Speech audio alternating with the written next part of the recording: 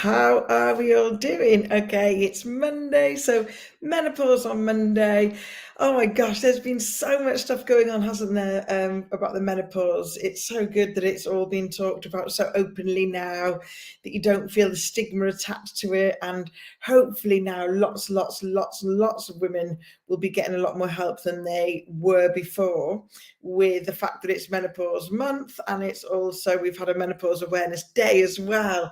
So I wanted to talk to you very briefly, because I've been reading stuff today and it's not all in my brain for me to repeat to you, but it's so interesting that I just thought I'd have a brief talk about it with you.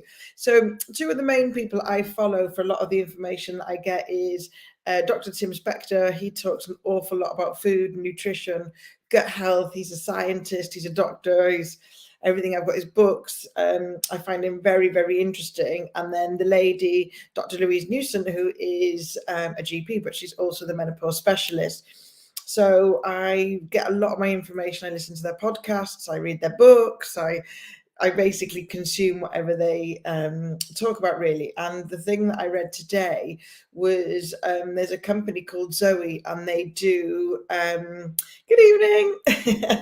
They do lots of studies for lots of different things to do with your health and your nutrition and your gut health and stuff. And they've just done a study on, I think it was 1,002 ladies, about your metabolism and your diet, and the difference between being premenopausal, perimenopausal, and postmenopausal, and what your diet does to affect your blood sugars and how you metabolize food, and also your sleep.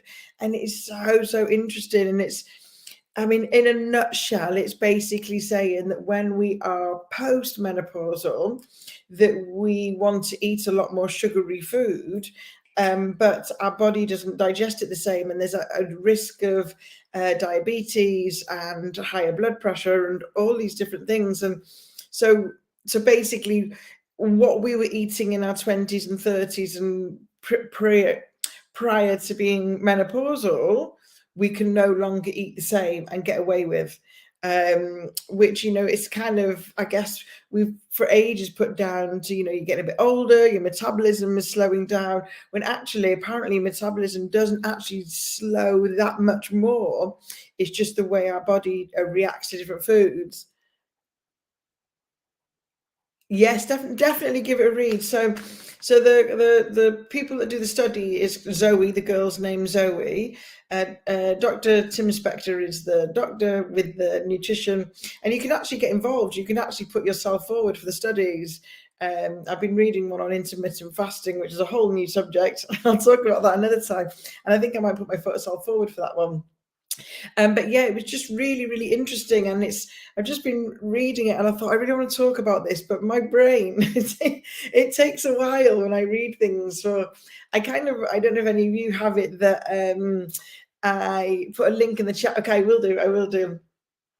I read things, I understand them in my own brain, they make sense to me, and then when I go to try and repeat them, I'm a bit like, I don't know how to word that. So it takes me a while to get it into words. So rather than me kind of completely messing it up and giving you the wrong information, I am just going to put a link, like whoever, I don't know who has just said that because I can't see a name, but I'm going to put a link for you to go and have a look at it, because it's just so interesting.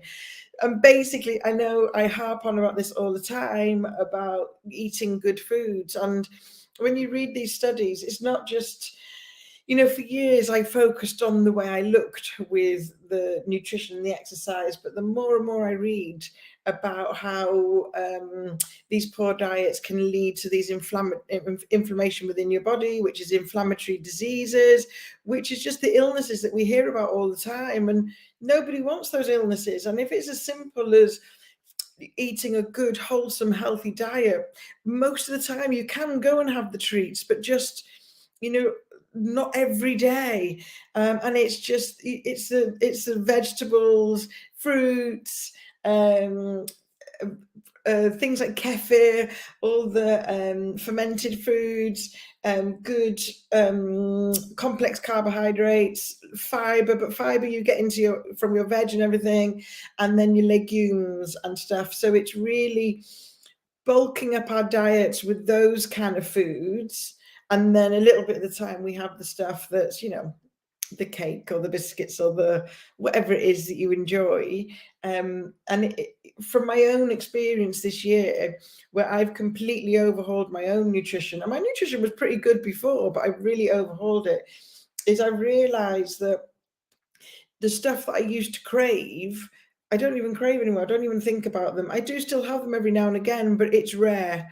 Um, so it can be done. And I just know that in the beginning, when you're so used to eating a certain way, it feels a bit hard changing it. But if you do those gradual changes, small steps, little bits at a time, and consistently change, consistently, one of the big things that I'm trying to get people that work with me to focus on is what they have for breakfast, if they do have breakfast at all, and what they have for breakfast. So the intermittent fasting, which is something I am going to talk about on another another live, but things like if you are having a breakfast, to change them for really good protein breakfast, which is your eggs, all the different variations of eggs, or your natural yogurts with berries and seeds and nuts in, and just steer clear from the sort of white bread toast, the cereals that are just full of sugar. I know it feels weird in the beginning, but if you focus on one, if you focus on maybe just that, or in the evening, just not snacking, because let's face it, when we snack in the evening, it's never a bowl of broccoli, is it? But seriously, have a look at this. So ladies, if you are in that peri-menopause, post-menopause phase of your life, seriously go and have a look at this study, have a read of it, follow these two people, Dr. Louise Newson and Tim Spector, and really listen to what they've got to say, because we can make changes. We don't have to accept that we are carrying extra belly fat because we're menopausal. Yes, that could be happening, but we don't have to accept that that's it for us. We can make the changes. It doesn't have to be that way. And really, our health relies on it. And let's face it, we all want to live, a nice, happy, healthy life, don't we? So go and check them out. I'll put the links in, or I'll tag them in, whatever it is.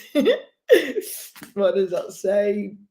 Thank you. Makes me feel more positive. Yes, definitely. Honestly, it is so true. I mean, at the end of the day, I should be like a bit of a poster girl for this, because I overhauled my nutrition in January of this year, 2022. So at the age of, I would have been 51 then, when I 52 in the middle of the year, but 51 going on 52, perimenopausal, on HRT, at that age where people said, oh, just getting older. I have actually lost stone and a half, stone and 6 pounds, something like that. It fluctuates a couple of pounds. So I have done it by overhauling my nutrition. And for me, it was the small changes with my actual meals, but the biggest thing for me was the cutting out the snacking all the time on top of everything. So it can be done. It's not going to happen overnight, but it can be done. Small changes, consistent, stick with it, and you'll get there. And I promise you'll end up that you're not craving those things that you think that you can't live without. So just wanted to have a quick chat with you and tell you all. And yeah, I'll put the links in for the study and these people, so you can all have a read yourself. So yeah, just wanted to come live and say hi. All right, everybody, I will see you again tomorrow. Hopefully in the sea tomorrow. I didn't get a chance to get in the sea today. I was just too busy. All right, everybody, I love you lots. Take care. Have a fabulous evening.